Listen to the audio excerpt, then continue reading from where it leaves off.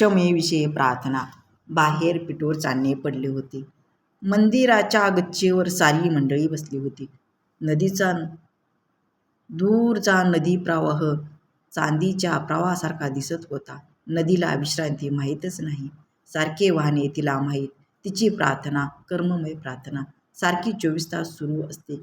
कर्म करीत असताना ती कधी गाणी गुणगुणते, कधी हसते खेळते, कधी गंभीर होते, कधी रागाने लाल होते. नदी म्हणजे एक सुंदर व गंभीर गूढ आहे. श्याम त्या नदीकडे पाहतच उभा होता. सृष्टी सौंदर्य श्यामला वेडे करीत असे. कधी रम्य सूर्यास्त पाहून जणू त्याची समाधी लागे व पुढील चरण त्याच्या तोंडातून बाहेर पडत.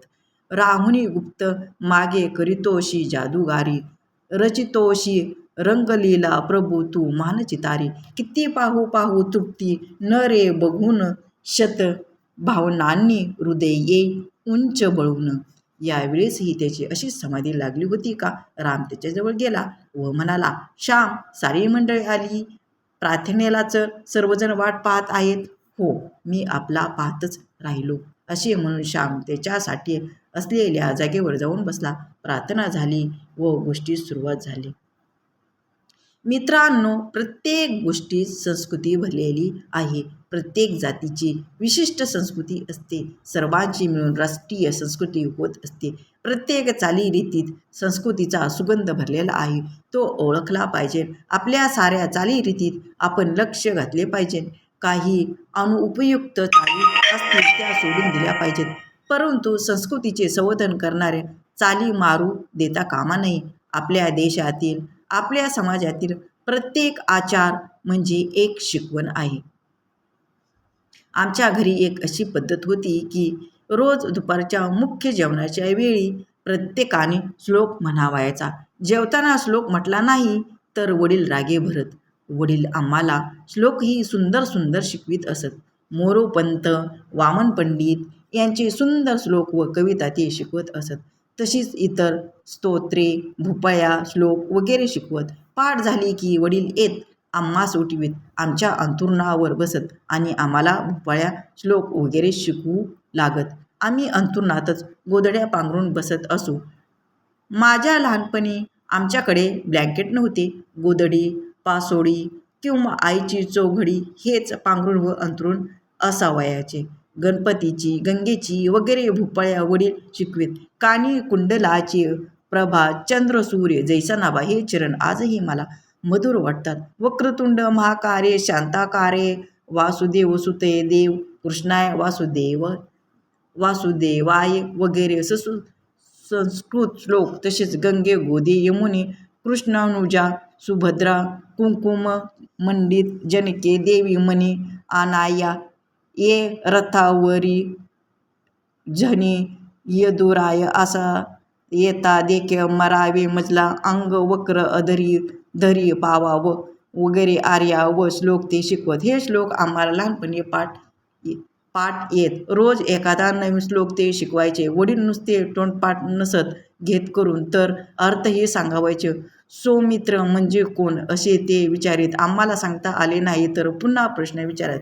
लक्ष्मणाची आई कोण? आम्ही सांगावी सौमित्रा. मग सौमित्रा म्हणजे कोण? आम्ही सांगावी अंदाजाने. लक्ष्मण भले शब्बास अशी मग ते शब्बासकी देत. सौमित्रा याचा अर्थ सांगितल्यावर मग राधे म्हणजे कोण, सुभद्रा म्हणजे कोण वगैरे विचारित. जणू शिक्षणशास्त्राप्रमाणे ते शिकवेत. वडिलांच्या या पद्धतीमुळे शेकडो संस्कृत शब्दाचा अर्थ आम्हाला समजू लागला होता. वडील पाठी शिकवीत तर सायंकाळी आई शिकवी. दिव्या दीपककार, कानी कुंडल, मोतीहार, दिव्याला देखून नमस्कार किंवा तिळाचे तेल, कापसाची वात, दिवा दिवे, मध्यान्हरात दिवा तेवे, देवापाशी माझा नमस्कार सर्व देवांच्या पाशी वगैरे आई शिकवत असे. आम्हालाही त्यामुळे पाठ करण्याचा नाद लागे. दुपारी जेवणाच्या वेळी जर वडिलांनी न शिकवलेला परंतु आम्हीच पाठ केलेला श्लोक आम्ही म्हटला तर वडील शाबासकी देत. त्यामुळे आम्हास उत्तेजन मिळे.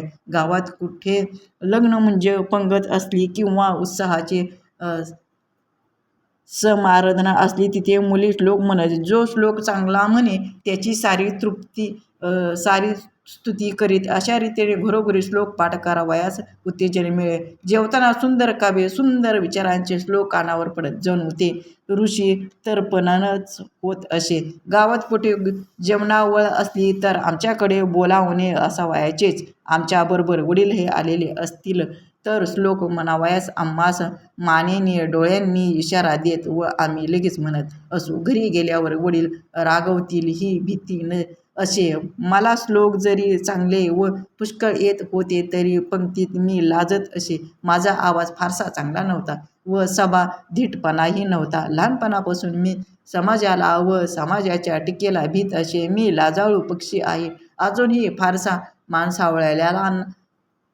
माणसावळेला झालो नाही. मी लगेच कावराबावरा होतो. श्लोक म्हणत असता कोणी हसला कोणी टीका केली तर मला वाईट वाटे, परंतु वडील जवळ असले म्हणजे मुकाट्याने म्हणावयास लागे.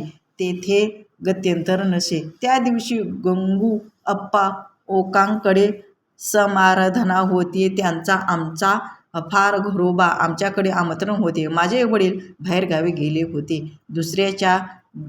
दुसऱ्याच्या घरी जेवावयास जाण्याची मला लहानपणापासून लाज वाटत असे. परंतु कोणीतरी गेलेच पाहिजे होते. हजेरी लागलीच पाहिजे. नाही तर तो उद्धटपणा माजुरेपणा दिसला असता. त्यांचे मन दुखावले असे झाले असते. वडील घरी नसल्यामुळे माझ्यावर जेवावयास जाण्याची पाळी आली. दुपारी स्नान सांगणे आले व थोड्या वेळाने मी जेवावयास गेलो. कणी रांगोळ्या घातल्या होत्या. केळीची सुंदर पाने होती. मी एका आगोतळीवर जाऊन बसलो. उदबत्त्याचा घमघमाट सुटला होता. उन्हाळ्याचे दिवस होते म्हणून पाण्याच्या मोठ्या हंड्यांना बाहेरून फडकी लावलेली होती व पाण्यात वाळा टाकलेला होता. घरोघरचे कोणी आले की नाही, का आले नाही याची चौकशी झाली. जो येणार असून त्याला नसेल त्याच्याकडे हातात पळी पंचपात्र देऊन एखाद्या मुलाला पाठविण्यास येई. सारी मंडळी आल्यावर पान प्रोक्षण झाले व हर हर महादेव होऊन मंडळी जेवायस बसली. मी मुकाट्याने जेवत होतो. श्लोक म्हणावयास सुरुवात झाली. मुलांनी श्लोक म्हणण्याचा सपाटा चालविला. कोणाकोणाला शाबासकी मिळत होती. बायका वाढीत होत्या. एखाद्या बाईचा मुलगा पंक्तीत जेवत असला तर ती आपल्या मुलाला विचारी, बंड्या, श्लोक म्हटलास का? म्हण आधी. श्लोक म्हणे म्हणजे सदाचार व भूषण मानले जाई. श्लोक श्याम, श्लोक म्हणणारे तुला तर किती तरी चांगले येतात. तो चैतन्य सुमन नाही तर डिडिम डिडिमन म्हण. मला आग्रह होऊ लागला. मला लाज वाटे व म्हणण्याचे धैर्य होईना. बायका आहेत. अगदी शेजारचे गोविंद भट्ट म्हणाले. सारे मी ऐकून घेतले. दक्षिणेची दिडकी कडीत घालून मी तिला लख्ख करीत होतो. इतरांच्या म्हणण्याकडे मी लक्ष दिले नाही. एक मुलगा सर्वांचे जेवण होण्याआधीच उठला. त्याच्यावर सर्वांनी तोंड सुख घेतले. आधी उठणे म्हणजे पंक्तीचा अपमान असे समजण्यात येईल.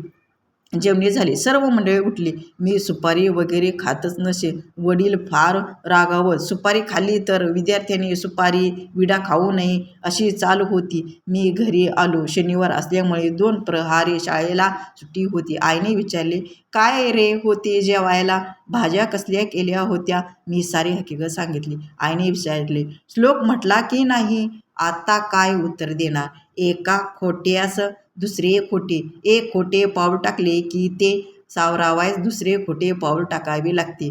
पाप पापास वाढवीत असते. दृढ मूल करीत असते. आईला मी खोटेच सांगितले. श्लोक म्हटला. आईने पुन्हा विचारले, कोणता म्हटलास? तो म्हटलेला लोकांना आवडला का?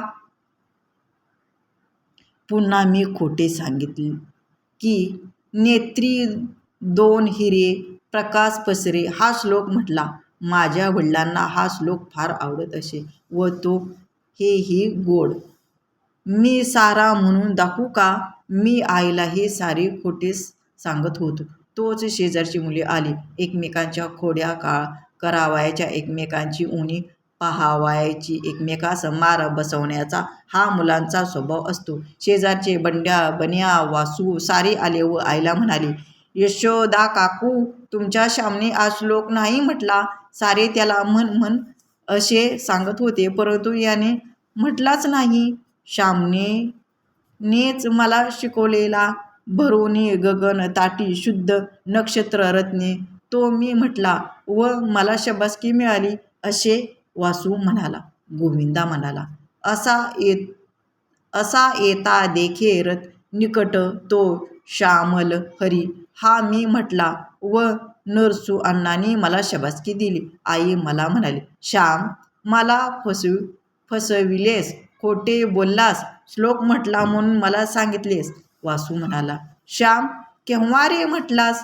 बन्या म्हणाला, अरे त्याने मनात म्हटला असेल, तो आम्हाला कसा ऐकू येईल? बंड्या म्हणाला, पण देवाने तर ऐकला असेल. मुले माझी थट्टा करीत निघून गेली. मुले म्हणजे गावातील न्यायाधीशच असतात. कोणाचे काही लपवून देणार नाहीत. गावातील सर्वांची डिंगे चावट्यावर आणणारी वर्तमानपत्रेच ती.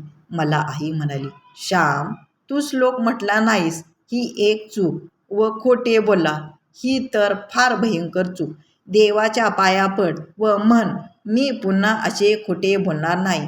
मी मूकस्तंभ तेथे उभा होतो. आई पुन्हा म्हणाली, जा देवाच्या पाया पड, नाही तर घरी येऊ देत त्यांना सांगेन, मग मार बसेल, बोलणे खावी लागतील.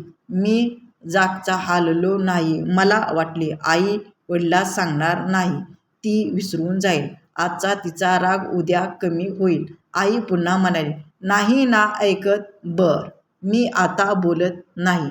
वडील रात्रीसच परगावाहून आले होते. रोजच्याप्रमाणे ते पहाटे उठावयास आले. त्यांनी भोपळ्या सांगितल्या. आम्ही म्हटल्या. वडिलांनी मला विचारले, श्याम काल कोणता श्लोक म्हटलास? आई ताक करीत होती. तिची सावली भिंतीवर नाचत होती. उभे राहून ताक करावे लागे. मोठा डेरा होता.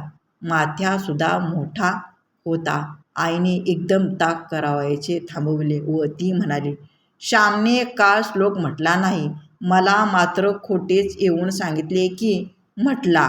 परंतु शेजारच्या मुलाने सारी खरी हकीकत सांगितली. मी त्याला सांगत होते की देवाच्या पाया पड व पुन्हा खोटे बोलणार नाही असे म्हण, परंतु किती सांगितले तरी ऐकणारच.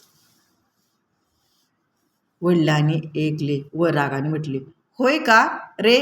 उठतोस की नाही? त्या भिंतीजवळ उभा राहा. श्लोक म्हटलास का काल? वडिलांचा राग पाहून मी घाबरलो. मी रडत रडत म्हटले, नाही म्हटला. मग खोटे का सांगितलेस? 100दा तुला सांगितले आहे की खोटे बोलू नये म्हणून. वडिलांचा राग व आवाज वाढत होता.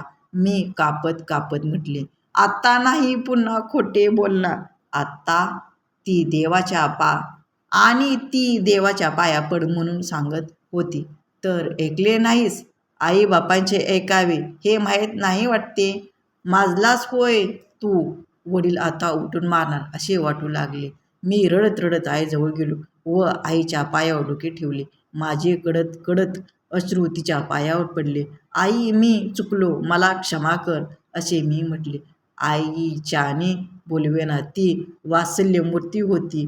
विरघळलेल्या ढेकळाप्रमाणे माझी स्थिती झालेली पाहून तिला वाईट वाटले, परंतु स्वतःच्या भावना आवरून ती म्हणाली, देवाच्या पाया पड, पुन्हा खोटे बोलण्याची बुद्धी देऊ नकोस असे त्याला प्रार्थून सांग.